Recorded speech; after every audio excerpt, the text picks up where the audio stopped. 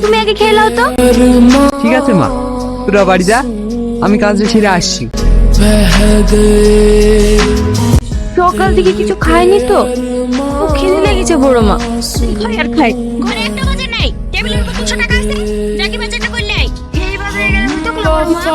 যাকে বাজারটা করলে আই, তারপর খাবি। ঠিক আছে বড় মা। এই মাছটা কত কেজি দাদা? 200 টাকা কেজি।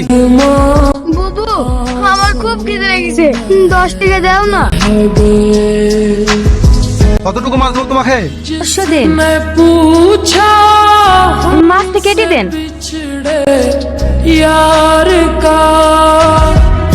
100 টাকা।